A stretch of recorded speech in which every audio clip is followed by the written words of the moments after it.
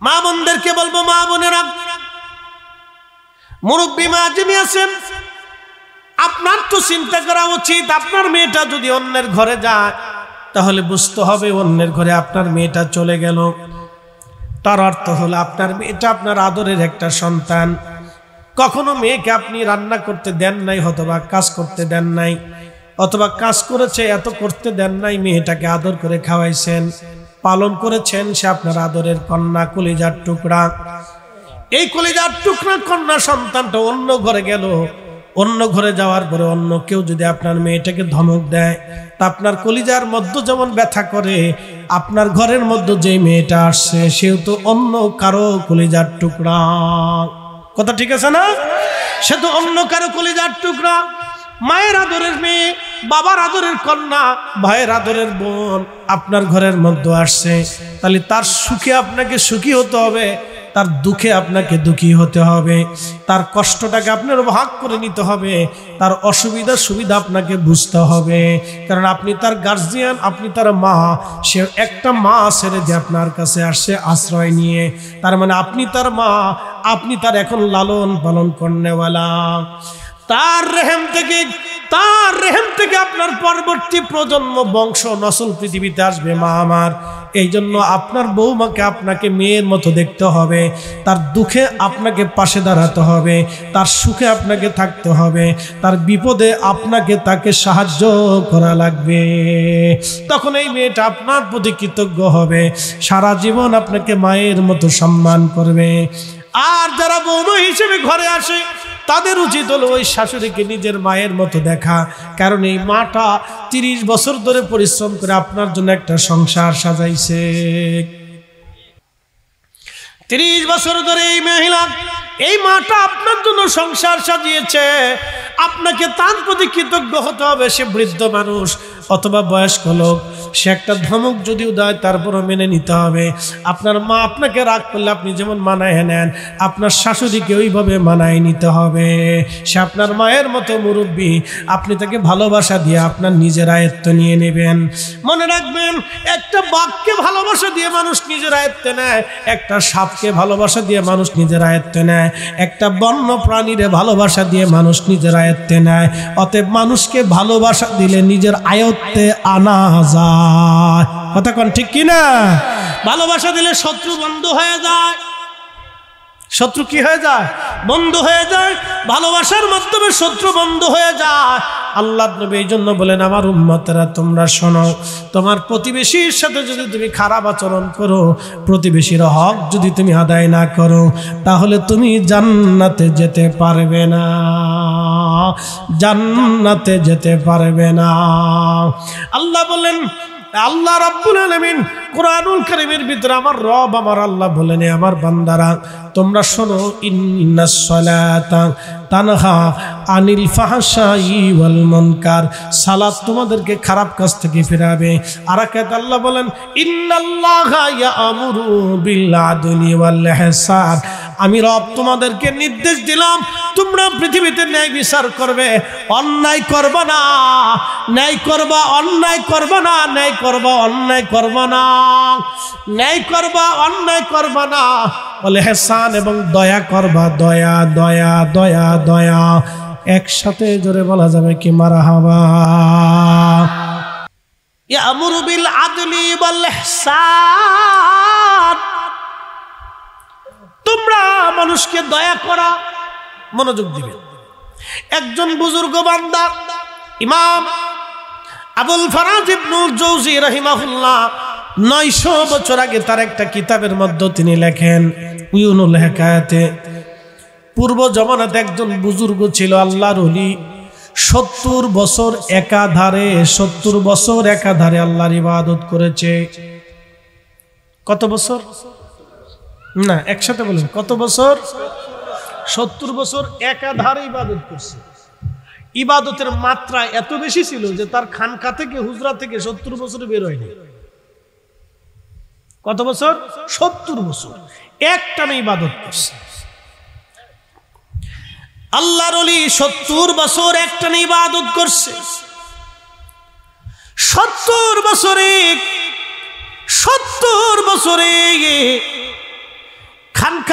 পর্যন্ত বের হয় নাই, একাধারে 70 বছর 24 ঘন্টা ইবাদতে কাটাইলো। একদিন চিন্তা করলাম আমি তো বের হলাম না, দুনিয়াদারি দেখলাম না, তো একদিন খানকা থেকে বের হয়ে ঘুরতে বের হয়েছে। সুন্দরী রূপসী একটা নারী দেখে সে ওই সুন্দরীর প্রতি আকৃষ্ট হয়েছে। তো খুব মনোযোগ দিবেন। তো এই বুজুর্গ বান্দা 70 বছর পরে তার খানকা থেকে বের হইয়া সুন্দরী একটা নারী দেখে তার প্রতি আকৃষ্ট হলো। এক পর্যায়ে নারীর সাথে সে গোপন সম্পর্ক করে জিনা করলো। একাধারে 7 দিন পর্যন্ত 7 রাত পর্যন্ত এই নারীর সাথে জিনা হলো। 7 রাত জিনা করার পরে আল্লাহর বান্দা চিন্তা করলো, হায় রব, আমি অনেক বড় অপরাধ করে ফেলছি, আল্লাহ আমার ক্ষমা কি হবে, মাফ হবে নি। এইভাবে সে আল্লাহর ঘর থেকে বের হইয়া, খুজরা থেকে বের হইয়া আল্লাহ রাস্তায় বের হয়ে গেল। দীর্ঘদিন তওবা করতে লাগলো, খেয়ে না খেয়ে আল্লাহর পথে বের হয়ে তওবা করা শুরু করলো। আল্লাহর এ ওলি, আল্লাহর বান্দা বহু পথ অতিক্রম করে ক্ষুধার্ত হয়ে গেল। 3 দিন পর্যন্ত সে না খাওয়া ছিল। ঘুরতে ঘুরতে একটা জনপদে যায় দেখলো 12 জন ভিখারি একটা জায়গা বসে আছে, বিশ্রামখানায়, মুসাফিরখানায় 12 জন ভিখারি বসে আছে। ওই মুসাফিরখানায় যে 12 জন ভিখারির পাশে বসে গেল। 12 জন ভিখারির কাছে বসে যাওয়ার পরে সে চিন্তা করলো, ভিখারিরা যেহেতু বসে আছে তাহলে কেউ না কেউ ভিক্ষা দিতে আসবে, আর ভিক্ষা যদি দেয় তাহলে কিছু না কিছু পাবো, হয়তো খাবার আসতেও পারে। ভিখারিদের সাথে আল্লাহর ওলি, আল্লাহর বান্দা সে বসে আছে, কিন্তু গুনাহ করেছে 7 দিন, নেকি করেছে 70 বছর। 70 বছর নেকি করার পরে 7 দিন সে গুনাহ করলো। এরপরে আবার তওবা করার জন্য আল্লাহর রাস্তায় বের হয়ে তওবা করতে লাগলো, কান্নাকাটি করতে লাগলো, আল্লাহ আপনি দয়া করে আমারে মাফ করে দেন, ক্ষমা করে দেন। এইভাবে ঘুরতে ঘুরতে মুসাফিরখানায় এসে 12 জন ভিখারির কাছে বসে গেল। একজন আল্লাহর বান্দা প্রত্যেক রাত্রিবেলা 12 জন ভিখারিরে 12টা রুটি দিয়ে আসতো খাবার খাওয়ার জন্য। 12 জন ভিখারিরে 12টা রুটি দিত আল্লাহর বান্দা। 12 জন ভিখারিরে 12টা রুটি দিত। 12 জন ভিখারিকে 12টা রুটি দিত আল্লাহর বান্দা। 12 জন ভিখারিরে রুটি দেওয়ার জন্য সে 12টা রুটি নিয়ে এই ভিখারিদের মুসাফিরখানায় এসে গেল। কিন্তু আজকে এই 12 জনের সাথে আরেকজন লোক যোগ হয়েছে, লোক হইল 13 জন, কিন্তু রুটি মাত্র 12টা। আল্লাহরে বান্দা 12টা রুটি 12 জনকে দিয়ে দিল। কিন্তু 12 জনের ভিতরে ওই যে নতুন আসছে ওই পাপিষ্ট বান্দা, সেও একটা রুটি নিয়ে গেল। কিন্তু 12 জন ভিখারির মধ্যে একজন ভিখারি রুটি পেল না। তখন এই ভিখারি ডাক দেয়, বলল, আল্লাহর বান্দা, প্রত্যেক রাত্রিবেলা তুমি আমাদেরকে রুটি দিয়ে যাও, প্রত্যেক রাত্রিবেলা একটা করে রুটি আমার বরাদ্দে আসে। আজকে সবাইরে রুটি দিলা, কিন্তু আমারে রুটি দিলে না, কারণ কি? তখন যিনি রুটি দেয় তিনি বললেন, দেখো আমি প্রত্যেক দিন রাত্রিবেলা 12টা করে রুটি দিয়ে যাই, সবাই প্রত্যেক দিন পাও, আজকে একটা রুটি পাওয়া গেল না, 12 জন তোমরা পাইলা না একজন, তার মানে একটা রুটি কেউ চুরি করেছে। হে নারী সমাজ, মেঘনাবাসী মনোযোগ দিয়ে শুনে যাবেন। আল্লাহর বান্দা একটা রুটি দিয়ে দিল, কিন্তু সে 3 দিন ক্ষুধার্ত ছিল, না খেয়ে আছে, কিন্তু তারপরে রুটিটা দিয়ে দিল। দয়া, নিজে না খেয়ে থাকবো, কিন্তু ভিখারিকে না খেয়ে রাখা যাবে না, সে দয়া করলো। রুটিটা দিয়ে দেওয়ার পরে সে ক্ষুধার্ত অবস্থায় পরের দিন সে মারা গেল। ক্ষুধার তাড়নায় সে মারা গেল। মারা যাওয়ার পরে আল্লাহ বলেন, ফেরেশতারা রে, তারা আমল এবং গুনাহ তোমরা ওজন করো। আমার বান্দা 70 বছর একটানা ইবাদত করেছে এবং সাথে গুনাহও করেছে, গুনাহ এবং ইবাদত এক নেকের ওজন করো।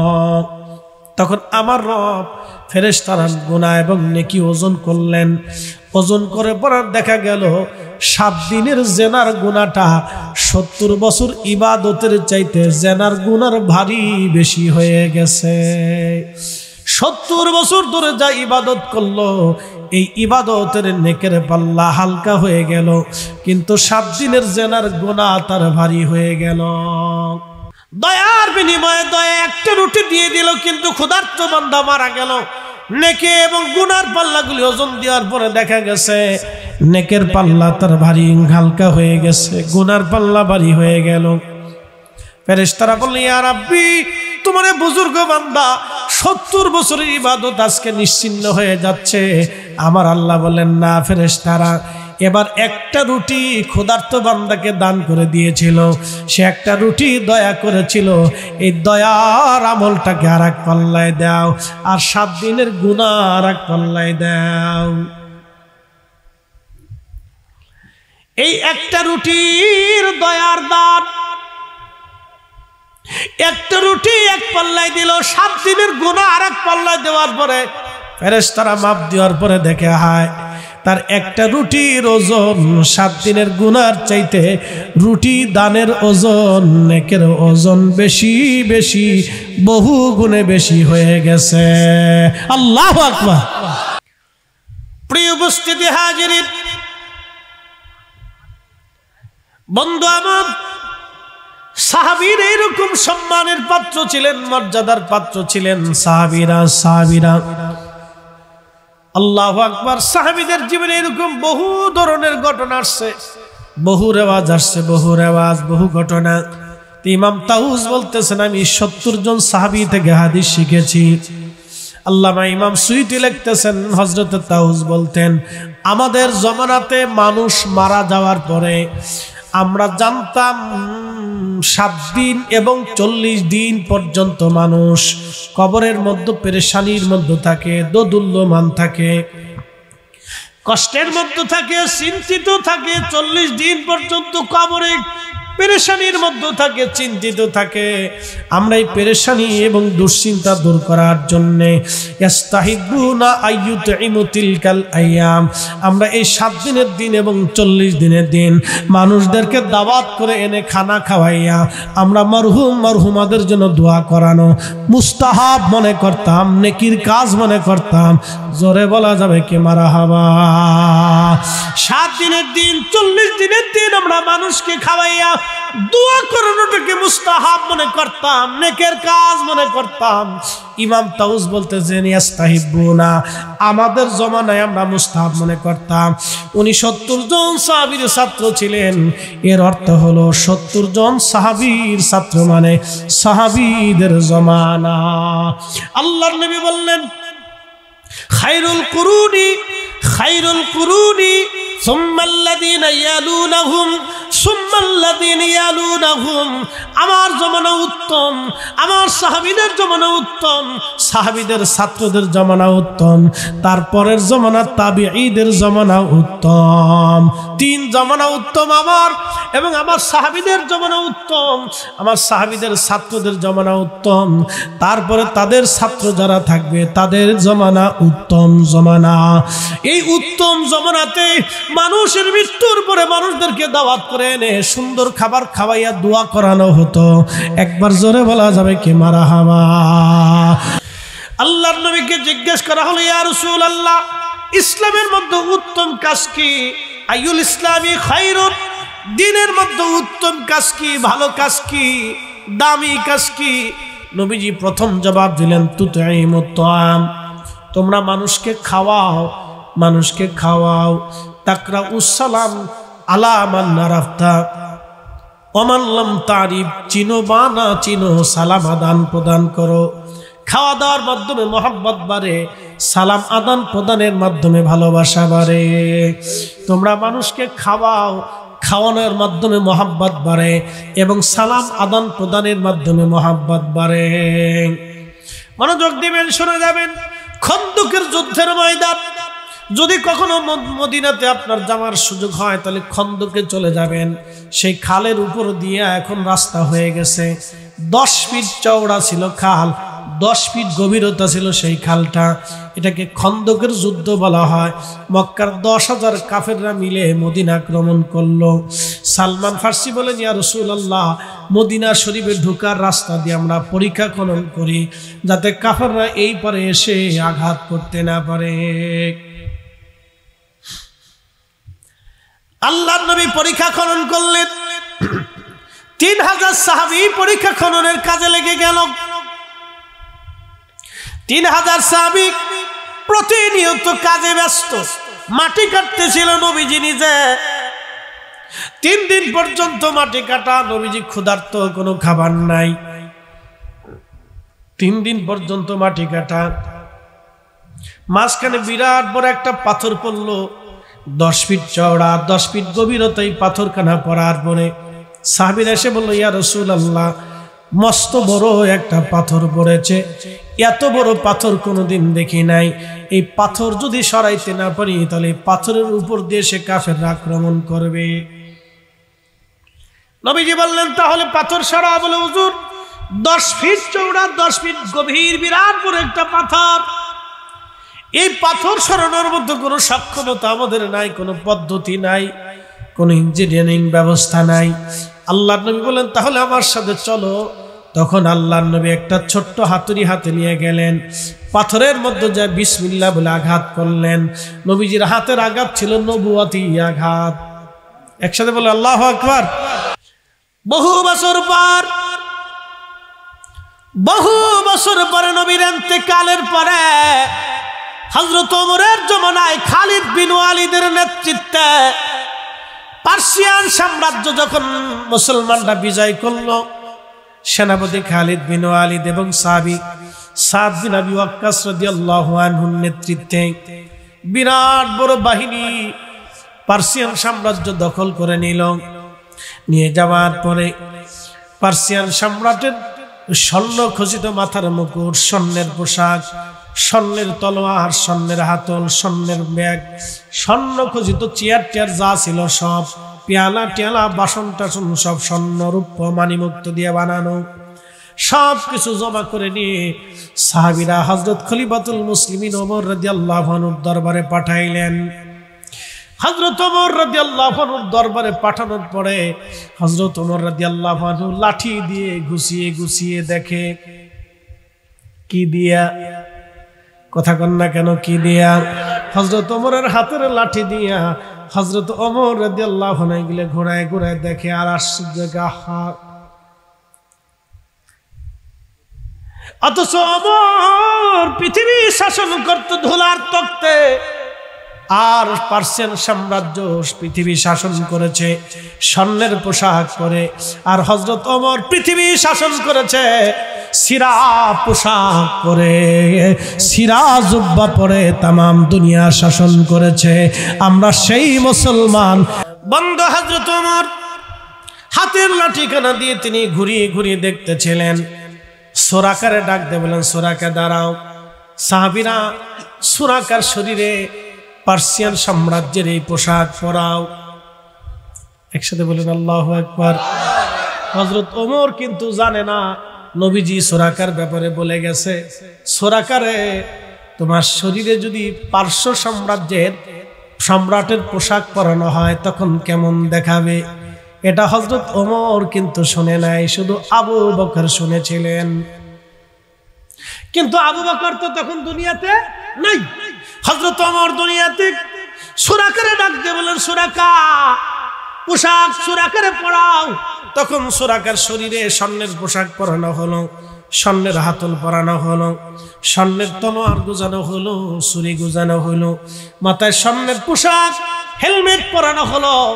সুরাকারে দেখে হযরত ওমর বলতেছেন, দেখো আজকে আরবের বেদুইনের গায়ে সম্রাট কিসরার পোশাক কত সুন্দর মানাইতেছে।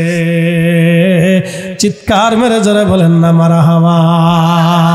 তখন সাহাবীরা তাকবীর দিতে লাগলেন, তাকবীরের পর তাকবীর চলতে লাগলো। হযরত ওমর তখনই হাত বাড়ায়া দোয়া করে বলেন, ইয়া রব, আপনার সবচেয়ে প্রিয় মেহবুব যিনি, তিনি আপনার নবী। আপনি রসুলের জামানাতে এই সম্পদ আপনার নবীর কাছে আনেন নাই।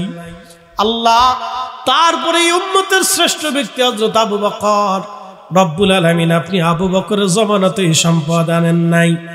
আল্লাহ, এখন আপনি আমার সামনে সম্পদ এনেছেন, আমাকে পরীক্ষা করার জন্য। আল্লাহ আল্লাহ আপনি আমাকে ধৈর্য দেন, পরীক্ষায় পাস করার আপনি তৌফিক দেন। আল্লাহ আপনি আমারে পাস করার তৌফিক দেন। এইভাবে দোয়া করতে লাগলেন। তখন হযরত ওমর বললেন, হে আমার উম্মত, হে আমার সাথীরা, আমার যারা জিহাদের ময়দানে গিয়েছিল তারা ঠিক মতো এই সম্পদগুলি পাঠিয়ে দিয়েছে। হযরত আলী রাদিয়াল্লাহু আনহু পাশে দাঁড়ানো। হযরত আলী রাদিয়াল্লাহু আনহু বলেন, আমিরুল মুমিনিন, আপনিও আমানতের খেয়ানত করেন না। আপনার অনুসারী যারা আছে, এই রাষ্ট্রের যারা আছে, তারাও আমানতের খেয়ানত করে না। আপনি প্রধান খলিফা যদি আমানতের খেয়ানত করতেন, তাহলে রাষ্ট্রের সবাই আমানতের খেয়ানত করত। এই জন্য রাষ্ট্রের প্রশাসকরা যদি চোর হয়, তাহলে জনগণ চোর হয়ে যায়, আমলা কামলা সামলারাও চোর হয়ে যায়। কথা কন না কেন? আবার ওই পাথর খণ্ডটাকে নবী আবার আঘাত করলেন। বাকি খণ্ডগুলি 3 টুকরা করে খণ্ড হলো, কিন্তু আগুন বের হয়ে আসলো। নবীজি বললেন, সাহাবীরা রে, রোম সাম্রাজ্য বিজয় হবে। একসাথে বলেন আল্লাহু আকবার। কি সাম্রাজ্য? রোম। এখন পৃথিবীতে 2 সাম্রাজ্য চলে, একটা হলো আমেরিকান আর একটা হচ্ছে রুশিয়া। পৃথিবীর 2 বেল্টে, আমেরিকান বেল্ট, এটা ন্যাটো, আর একটা রাশিয়ান বেল্ট। এখন বাংলাদেশের প্রধান সেনাপতি যদি চিন্তা করে আমরা 2 বেল্টের সাথে যুদ্ধ করব, তো কি বিপদ না? মহাবিপদ, সর্বনাশ। রুশিয়ান বেল্টে এক গ্রুপ, আমেরিকান বেল্টে আর এক গ্রুপ, 2 গ্রুপে পৃথিবী বিভক্ত। তো খুব মনোযোগ দিবেন, তখনও পৃথিবীর 2 ভাগে বিভক্ত ছিল, একটা পার্সিয়ান সাম্রাজ্য আর একটা রোম সাম্রাজ্য। নবীজি জবাব দিলেন, সাহাবীরা রে, রোম সাম্রাজ্য বিজয় হবে। কাফেররা হাসে, মুনাফিকরা হাসে, কয় দেখছো, কয় কি নিজের দেশই সামলাইতে পারে না, তারা বলে রোম সাম্রাজ্য বিজয় করবে। ঠিকই তাই, মুসলমানরা রোম সাম্রাজ্য বিজয় করেছিল। সর্বশেষ সুলতান ফাতে মুহাম্মাদের মাধ্যমে, কনস্টান্টিনোপল বিজয়ের মাধ্যমে আমার রাসূলের সেই ভবিষ্যৎবাণী বাস্তবে পরিণত হয়েছিল 600 বছর পরে। একবার জোরে বলা যাবে কি আল্লাহু আকবার। খন্দকের যুদ্ধে নবীজি মাটি কাটতেছিলেন, প্রচন্ড ক্ষুধা, 3 দিন না খাওয়া। নবীজির পেট মোবারকের মধ্যে পাথর রেখে কাপড় দিয়ে সুন্দর করে টাইট করে বেঁধে রেখেছিলেন। দৃশ্যটা হযরত জাবের রাদিয়াল্লাহু আনহু দেখলেন। দেখার পরে হযরত জাবের আর সহ্য করতে পারেন নাই, ডেকে বলেন, ইয়া রাসূলুল্লাহ, আপনি ক্ষুধার্ত, আগে কেন বলেন নাই? আপনার পেটের মধ্যে কি বাধা? বলে, জাবের রে, ক্ষুধার জন্য আমি পেটের মধ্যে পাথর বেঁধে ক্ষুধার যন্ত্রণা নিবারণ করার চেষ্টা করতেছি। হযরত জাবের কেঁদে দিয়ে বলেন, ইয়া রাসূলুল্লাহ, আপনি কেন আমাকে বলেন নাই আপনার জাবের কি মরে গেছে? হযরত জাবের রাদিয়াল্লাহু আনহু দৌড়ে আসলেন। দৌড়ে আসার পরে বিবিকে বলেন, বিবি, ঘরের মধ্যে আছে কি? বলে, 1 সা গম আর একটা ছাগলের বাচ্চা আছে। বিবি রে, আমার নবী ক্ষুধার্ত, 3 দিন না খাওয়া। বিবি রে, পেটের মধ্যে পাথর বাঁধা দেখেছি, তুমি তাড়াতাড়ি গম পিষো, রুটি বানাও, আমি ছাগল জবাই করে দিয়ে যাচ্ছি, রান্না করো, নবীজিকে দাওয়াত দিব। তখন বিবি ডাক দিয়ে বলেন, স্বামী রে, একটু দাঁড়ান, শোনেন, নবীজিকে দাওয়াত দিচ্ছেন, কানে কানে দাওয়াত দিয়েন, কারণ অনেক সাহাবী না খাওয়া আছে। যদি তারা জানে জাবেরের বাড়ি রান্না হয়, তাহলে তারাও আসবে। আমি এত মানুষের মেহমানদারি করতে পারবো না, খাবার কম আছে। আচ্ছা ঠিক আছে, অসুবিধা নেই, শুধু আল্লাহ রাসূলকে দাওয়াত দেব, কানে কানে বলবো। হযরত জাবের দৌড়াই দিয়ে কানে কানে বলেন, ইয়া রাসূলুল্লাহ, আমার বাড়ি খাবার দাবার আছে। বলে, জাবের কি পরিমাণে আছে? বলে, হুজুর 1 সা গম আছে। 350 কয়সে? 350 1 সা গম আছে হুজুর, মাত্র 350 1 সা গম আর একটা ছাগল আছে ইয়া রাসূলুল্লাহ। নবীজি বললেন, দুগ্ধওয়ালা ছাগল? বলে, না, ছাগল বাচ্চা দেয় নাই, দুগ্ধওয়ালা ছাগল না। নবীজি বললেন, তাহলে যাও, ছাগল জবাই করো, গম পিষো, রুটি বানাও, আমরা আসতেছি। বলে, হুজুর আপনার দাওয়াত? বলে, জাবের যাও, আসতেছি। একসাথে কোন মারহাবা, যাও, আমরা আসতেছে। নবীজি ডাক দিলেন, সাহাবীরা জাবেরের বাড়ি দাওয়াত পড়ছে, চলো। আল্লাহু আকবার। 3000 সাহাবী কাজ করতেছে। কত হাজার? 3000 সাহাবী পরীক্ষা খনন করতেছে, খাল খনন করতেছে। 10 ফিট চওড়া, 10 ফিট ডিপ, 3 মাইল পর্যন্ত বিরাট বড় খাল খনন চলতেছে। সাহাবীরা খুশি, সবাই তো 3 দিনের ক্ষুধার্ত। আল্লাহর নবী আগে আগে গেলেন, সাহাবীরা পিছে পিছে। হযরত জাবেরের বাড়ির সামনে যায় দাঁড়াইলেন, হাজার হাজার সাহাবী।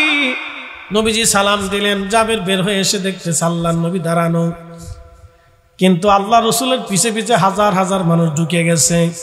জাবেরের স্ত্রী ভয় পেয়ে গেছে। জাবেরের স্ত্রী স্বামীরে ডাক দিয়ে বলেন, একটু ভিতরে আসেন তো। ভিতরে যাওয়ার পরে স্বামী স্ত্রী স্বামীরে শাসাইতেছে, হাই হাই করলেন কি? আপনারা না কইছিলাম কানে কানে দাওয়াত দিতে, আপনি এত মানুষ দাওয়াত দিছেন কে? আমার ঘরে তো খাবার নাই, খাবার যদি না দিতে পারি লজ্জায় পড়ে যাব, সম্মান নষ্ট হয়ে যাবে। আজকে হইলটা কি? করলেন কি? কইলাম কি আর করলেন কি? বলে, স্ত্রী রে, আমার কি দোষ? আমি তো কানে কানে রসুলকে দাওয়াত দিয়েছিলাম, কিন্তু উম্মত ব্যতীত নবী খাবার খাইতে আসে নাই। নবীজি বুঝতে পেরে বলেন, জাবের এদিকে আসো, তোমার স্ত্রীকে উনুন থেকে চলে যেতে বলো, খাবারগুলি সামনে আনো। রুটির পাত্র এনে একটা কাপড় দিয়ে ঢেকে দাও, আর গোশতের পাত্র এনে কাপড় দিয়ে ঢেকে দাও। আমি নবী নিজে হাতে বেড়ে বেড়ে সবাইকে খাওয়াবো। জাবের বললেন, তাহলে আমার আর কোনো চিন্তা নাই। একবার জোরে বলা যাবে কি মারহাবা।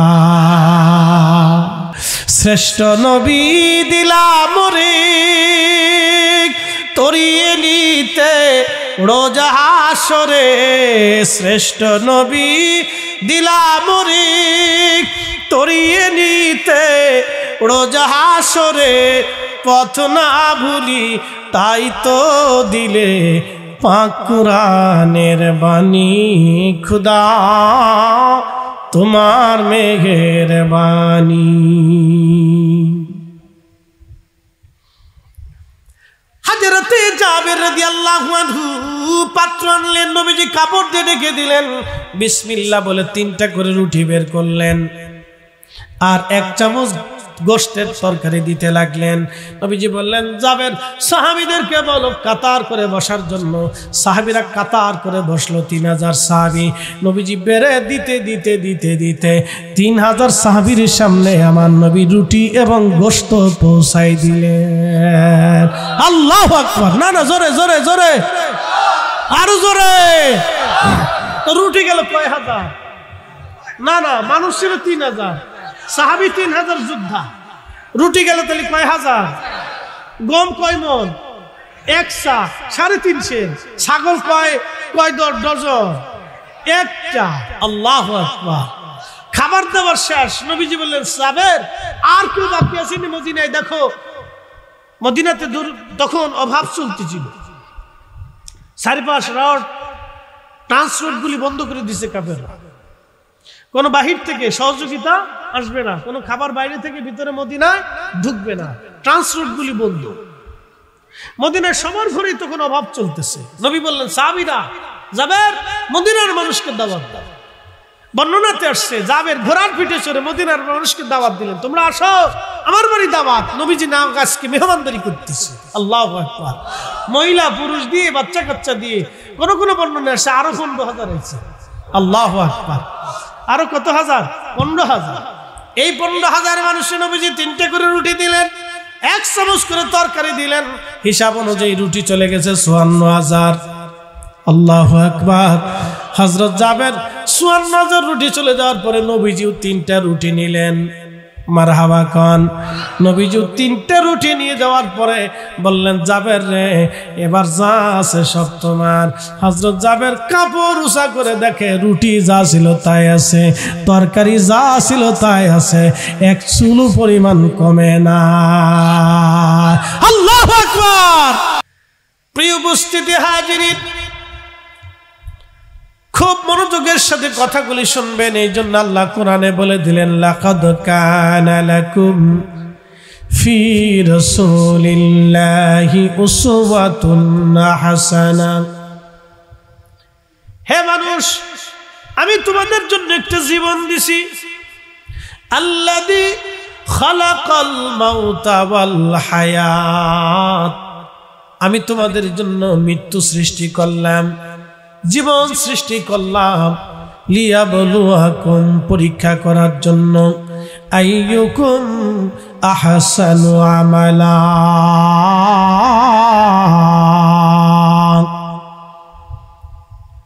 কে তোমরা ভালো আমল করো আমি আল্লাহ সেটা দেখার জন্য দুনিয়াতে তোমাকে সৃষ্টি করলাম, হায়াত দিলাম। আল্লাহ কোরআনে আমাদেরকে জানাই দিলেন, কাইফা তাকফুরুনা বিল্লাহি ওয়া কুনতুম আমওয়াতা। হে মানুষ, কিসে তোমাকে আমি আল্লাহ থেকে জুদা করলো? তুমি কি করে আমি আল্লাহকে অস্বীকার করো বলো? অথচ তুমি নির্জীব ছিলে, নিষ্প্রাণ ছিলে, দেহহীন ছিলে। ফাআহইয়াকুম, আমি তোমাকে জীবন দিলাম, তোমার হায়াত দিলাম, চোখ দিলাম, নাক দিলাম, হাত দিলাম, পা দিলাম, সব দিলাম। আমি তোমাকে সব কিছু দিলাম। হে মানুষ, বলো কিসে তোমাকে আমি আল্লাহ থেকে জুদা করলো? কি করে তুমি আমি আল্লাহকে অস্বীকার করো বলো? তোমার জীবনে যা যা প্রয়োজন ছিল আমি সব দিলাম। প্রিয় উপস্থিতি হাজিরিন, জীবন জিন্দেগি দিলেন আমার আল্লাহ। এখন আল্লাহ ডাক দিলেন, আমার বান্দারা এই জিন্দেগি তোমরা কিভাবে পরিচালিত করবা? তোমাদের জীবনটা কোন ধরনের হবে, কোন নিয়মে হবে, কোন কাতারে হবে? আল্লাহ জানাইলেন, লাকাদ কানা লাকুম ফি রাসূলিল্লাহি উসওয়াতুন হাসানা। তোমাদের জীবনটা হবে আমার নবীর জীবনের মতো, আমার রসুলের আদর্শের মতো, আমার নবীর জিন্দেগির মতো। একবার জোরে বলা যাবে কি মারহাবা? আমার রসুলের জিন্দেগির মতো তোমাদের জিন্দেগি হবে, আমার নবীর জিন্দেগির মতো তোমাদের জিন্দেগি হবে। তোমাদের জিন্দেগি আমার রসুলের জিন্দেগির মতো হবে।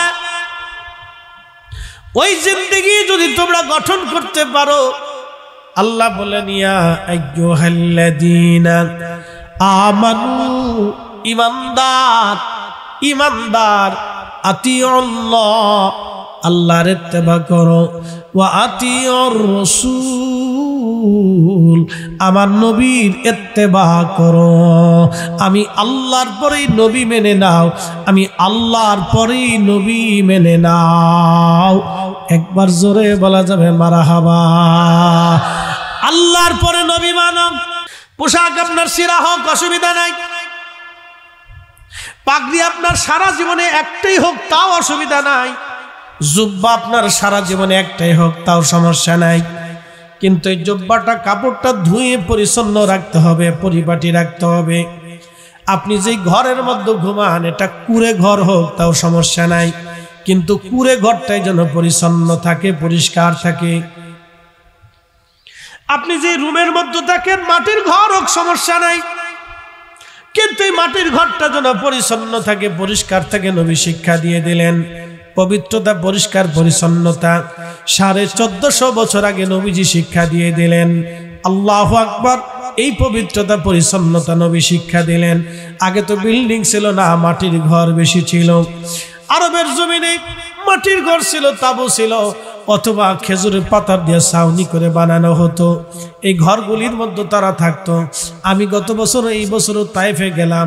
তাইফে যাওয়ার পরে আমি এই বছরও বদরে গেলাম। বদরে যাওয়ার সময় বদরে দেখবেন এখনো সেই মাটির ঘর আছে, যে ঘরের মধ্যে সাহাবীরা বসবাস করত। সেই মাটির ঘরগুলি আছে, পাথর দিয়ে, মাটি দিয়ে, প্রলেপ দিয়ে ঘর বানানো হয়েছে। আপনি মাটির ঘরের মধ্যে থাকেন, কিন্তু পরিচ্ছন্ন থাকতে হবে। আপনি যাই হোক না কেন, মেশাক করতে হবে। আপনি পায়খানা বাথরুম করার পরে পেশাব করতে হবে, পরিচ্ছন্ন ঢিলাকুলুপ করতে হবে, অজু করতে হবে। অজু পায়খানা পেশাব থেকে ফিরে আসার পরে আপনি ওযু করবেন, পরিচ্ছন্ন হবেন, পাক হবেন। নবীজি পাক পবিত্রতা শিক্ষা দিয়ে গেলেন। এই জন্য আল্লাহ রসুলের আদর্শের উপরে পৃথিবীতে কোনো আদর্শ নাই। নবীজি জান্নাতে গেলেন মেরাজের রাত্রিবেলা, জান্নাত থেকে ফিরে আসার পরে বেলালকে ডাক দিলেন, বেলাল কি ব্যাপার? জান্নাতের মধ্যে তোমার আগে আগে দেখলাম, তোমার আওয়াজ পাইলাম, তোমার পায়ের শব্দ পাইলাম, ব্যাপার কি? কি আমল তুমি করো? হযরত বেলাল ডাক দিয়ে বলেন, ইয়া রাসূলুল্লাহ, ওযু গেলে আবার ওযু করি, ওযু করার পরে ওযুর 2 রাকাত নামাজ আমি আদায় করি। একসাথে জোরে বলেন মারহাবা। নবীজি হযরত বেলালকে জান্নাতের মধ্যে দেখে বলেন, বেলাল আমল করো কি? বলে হুজুর ওযু গেলে আবার ওযু করি। বলে হুজুর এগুলি কি ওয়াজ? বলে হ্যাঁ এগুলি ওয়াজ।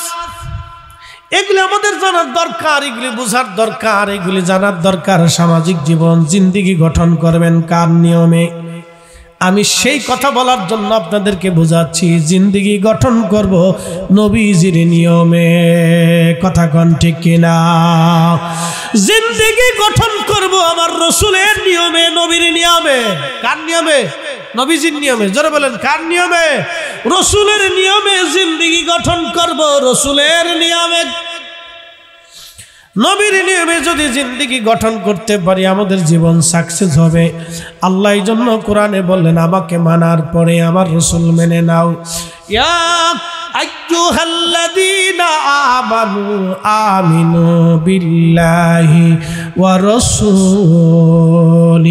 ঈমানদার রে, আমি আল্লাহ মানার পরে আমার রসুল তুমি মেনে নাও। আমি আল্লাহর উপরে ঈমান আনার সাথে সাথে আমার রসুলের উপরে ঈমান এনে নাও। আমি আল্লাহ মানার পরে আমার রসুল মেনে নাও তুমি। আমি আল্লাহ মানার পরে নবী মেনে নাও। এই জন্য রসুলের আদর্শ নিজেদের জীবনে বাস্তবায়ন করেন। আল্লাহর নবীর আদর্শ যদি বাস্তবায়ন করতে পারি আমাদের জীবন বড় সাকসেস হবে। ঘরে বাইরে রসুলের আদর্শ নাই, আমাদের ঘরের মধ্যেও নবীর আদর্শ নাই। 4 ভাই একসাথে কাটাইলো 25 বছর, ব্যবসা করলো, বাণিজ্য করলো, খাওয়া দাওয়া করলো। মা এক পাতিলে রান্না করলো, এক টেবিলে খাবার খেলে, এক দস্তরখানায় খাবার হলো, একই খাবার মা বাবা ভাই বোন সবাই মিলে খাইলো। কিন্তু হোম মিনিস্টার আসার পরে যুদ্ধ লেগে গেল। হাজরাতে আম্মা জান খাদিজাতুল কুবরা রাদিয়াল্লাহু আনহা মক্কায় প্রিয় নবীজি সফরে বের হয়েছেন। তখনও কোরআন শরীফ নাজিল হয় নাই। দেখেন তখনও কোরআন শরীফ নাজিল হয় নাই। হযরত হালিমাতুস সাদিয়া রাদিয়াল্লাহু আনহা সুদূর তায়েফ থেকে রওনা দিয়ে মক্কায় আসছে। তায়েফে দুর্ভিক্ষ চলতেছিল, অভাব চলতেছিল। অভাব চলার কারণে হযরত হালিমা মক্কায় চলে আসছে। আসার পরে আল্লাহর নবীর বাড়ি আসলেন। হযরত হালিমা তো নবীজির দুধ মা ছিলেন, মা। মনোযোগ দিবেন, চক্ষু বন্ধ করে রসুল মানা যাবে, চক্ষু বন্ধ করে কোরআন মেনে নেবেন। আপনার জীবনে ভুল হবে না, ত্রুটি আসবে না, খাতা আসবে না। আপনি একটু চিন্তা করেন, কয়েকদিন আগে একটা প্রতিবেদনে দেখলাম এক সাধু 40 বছর ধরে গোসল করে না। চিন্তা করেন তো কত বছর? 40 বছর ধরে এই বেড়া গোসল করে, তার গোসলই নেই। সাধু, ভারতের যে নাগা সাধু, বিভিন্ন ভারতের কোন সাধু টাধু আছে না, 40 বছর ধরে বেড়া গোসলই করে না। বলে কারণটা কি? সে গোসলবিহীন আছে, এক বিনা গোসলে সে ভগবান খুঁজতেছে। তা সে পাইলেও পাইতে পারে, তার 40 বছর ধরে খুঁজতেছে বেড়া বিনা গোসলে। আপনি চিন্তা করেন তার শরীরের অবস্থাটা কেমন, আপনি একটু চিন্তা করেন যে 40টা বছর বেড়া গোসলই করে না। কি আশ্চর্য! আপনি যদি গরু ছাগল, এই মোটামুটি আমাদের দেশে কুত্তা আছে না, কুকুর, কুকুরও দেখবেন পানির ভিতরে নাই মেয়ে, শরীরটা ধতমত করে। কথা ঠিক আছে না? পাখি পানির মধ্যে নেই মেয়ে কি করে? শরীরটা ঝাপটায় ঝাপটায় পানি টানি দিয়ে এটারও ধত করে। আল্লাহু আকবার! পশু পাখিরাও গোসল করে। আপনি গরু, এটারও যদি না গোসল করান তো দেখবেন যে এটা অসুস্থ হয়ে পড়ে, তো এটারও গোসল করতে হয়। তো এই সাধু 40 বছর গোসল করে না। এখন ধরেন জাতিসংঘের সবাই বৈঠকে বসলো, জাতিসংঘের অধীনে যতগুলি রাষ্ট্র আছে সমস্ত রাষ্ট্রপ্রধানরাও চিন্তা করলো যে এই সাধু 40 বছর গোসল করে না, এই সাধু বড় কামিয়াবি সাধু, তো এই সাধুর আদর্শ আমরা পৃথিবীতে বাস্তবায়ন করব। তাহলে আপনি চিন্তা করেন, একবারে জাতিসংঘের মহাসচিব থেকে শুরু করিয়ে একবারে পৃথিবীর 800 কোটি মানুষের আর গোসল টোসল থাকবে না, 40 বছর বিনা গোসলেই থাকতে হবে। তো 800 কোটি মানুষ যদি 40 বছর বিনা গোসলে থাকে, তো বাংলাদেশের সাবান কোম্পানি আর শ্যাম্পু কোম্পানি শেষ। সারা পৃথিবীতে সাবান শ্যাম্পু কোম্পানি একবার মার খেয়ে যাবে, একবারে দাঁড়ার উপর শেষ। 40 বছর ধরে আর সাবান শ্যাম্পুর প্রয়োজন নাই। পৃথিবী ভারসাম্যহীন হয়ে যাবে, মানব জাতি অসুস্থ হয়ে পড়বে।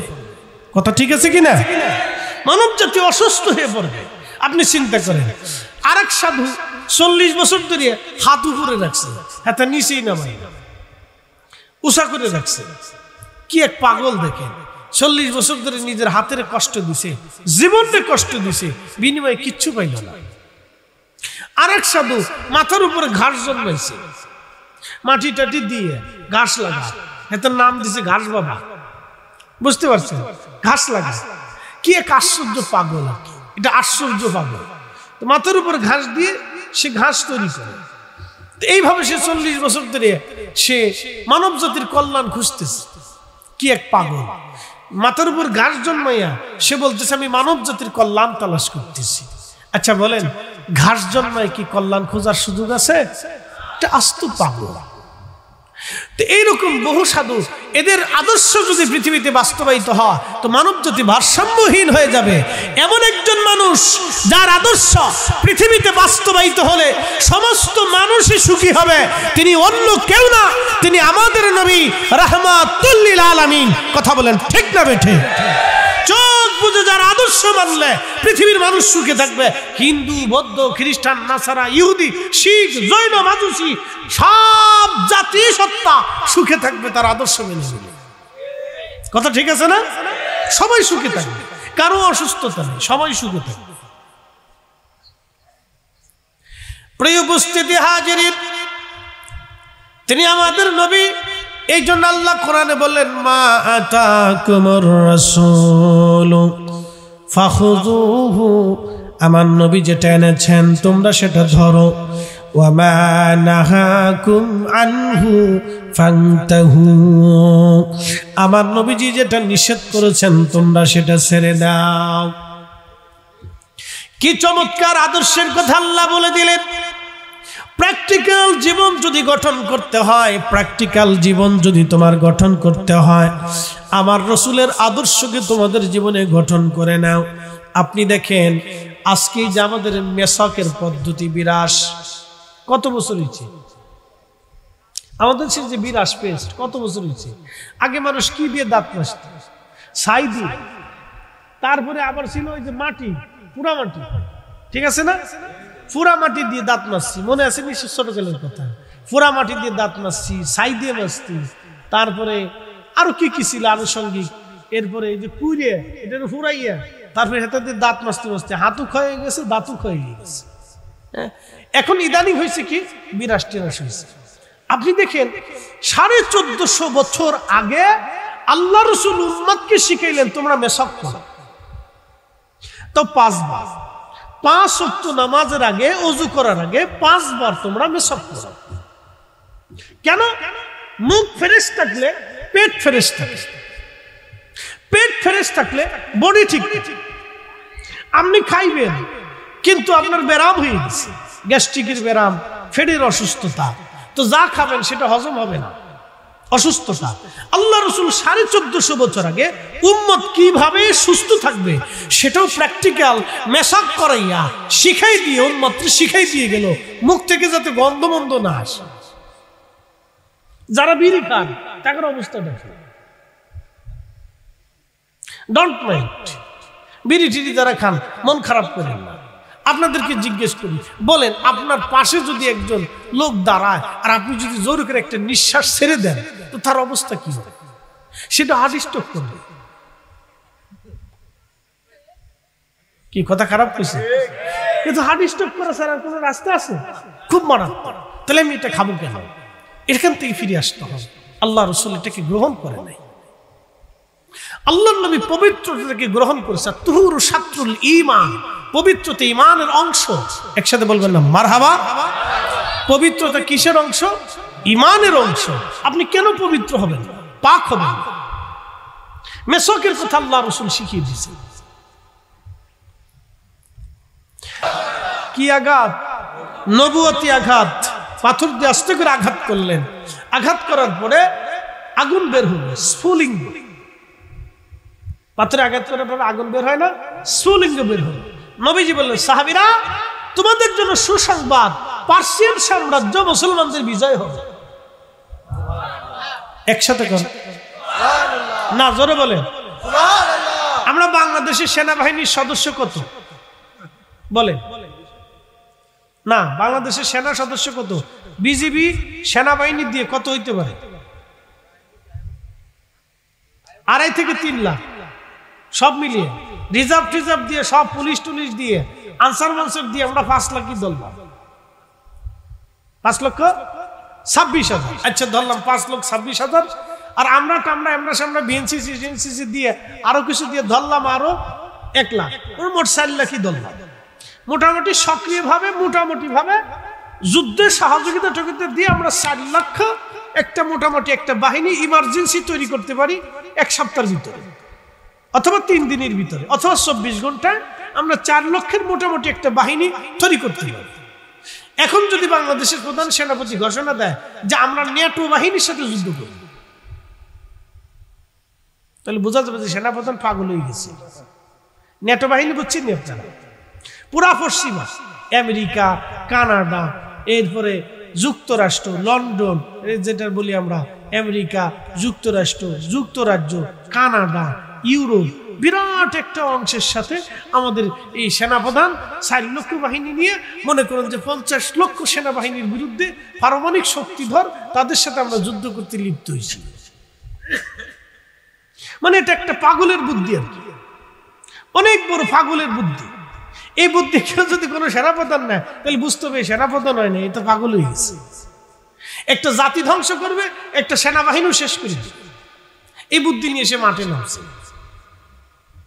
তো ঠিক আল্লাহর নবী তখন নিজের মদিনা রক্ষা করতে পারে না, তখন মনে করেন যে ন্যাটো সম একটা বিরাট বড় পার্সিয়ান সাম্রাজ্যের সাথে নবী যুদ্ধ করবে, তাও আবার বিজয় হবে।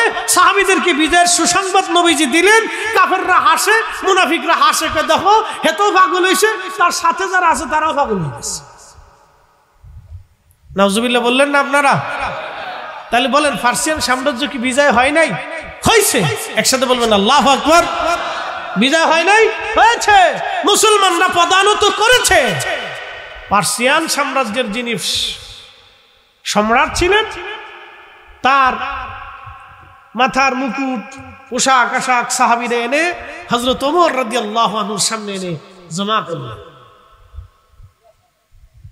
সুবহানাল্লাহ কি বাড়ি যাইয়া? আরো জোরে বলেন। নবীজি হিজরত করার সময় সুরাকা, নাম কি? সুরাকা, পরে সাহাবী হয়েছিল, ঈমান এনেছিল। এই সুরাকা নবীকে ধরতে গেছিলেন ঘোড়া নিয়ে, তো সুরাকার পা ঘোড়ার পা দেবে গেছিল। পরে সুরাকা নবীজির কাছে মাফ চাইল।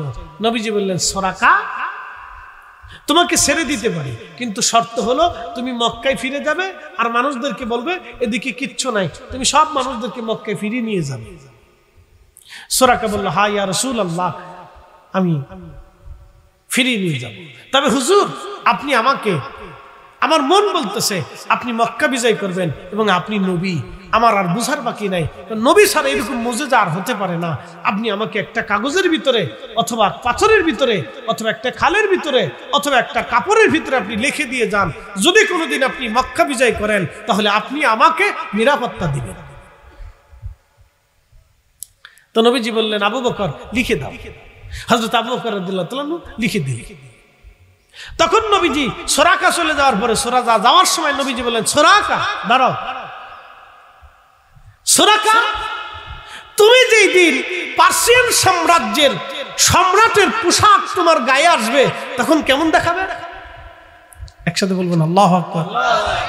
আরো জোরে, না না জোরে জোরে। সুরাকা, সুরাকা হচ্ছে বেদুইন। সুরাকা কি? বেদুইন। বেদুইন ডাকাত ছিল, ওরা ডাকাতি করত। আমাদের দেশে ডাকাত আছে না, কালো ডাকাত, সোলু ডাকাত, ললু ডাকাত, এরকম তো অনেক ডাকাত আছে লাগে। এনে কালো, সোলু, ললু একটু কমছে। আবার কয়েকদিন পুলিশ প্রশাসন দুর্বল হওয়ার ফলে এটি মাথা ছাড়া দিয়ে উঠছে। এখনো কিছু কিছু জায়গা আছে এ কালো ডাকাত, সোলু ডাকাত, ললু ডাকাত। তো ওরা ছিল এরকম ডাকাত, খালি ডাকাতি করত। মরুর খুব ধূর্তস্য ডাকাত ছিল। নবীজি বললেন, সুরাকা যদি পার্সিয়ান সম্রাটের সাম্রাজ্যের সেই শাহী পোশাক, স্বর্ণ খচিত পোশাক তোমার গায়ে আছে, তাহলে কেমন দেখাবে? তখন সুরাকা বলল, হুজুর এটাও কি সম্ভব? বলে, হ্যাঁ সম্ভব। একসাথে কোন আল্লাহু আকবার। সুরাকা আশ্চর্য হয়ে গেল।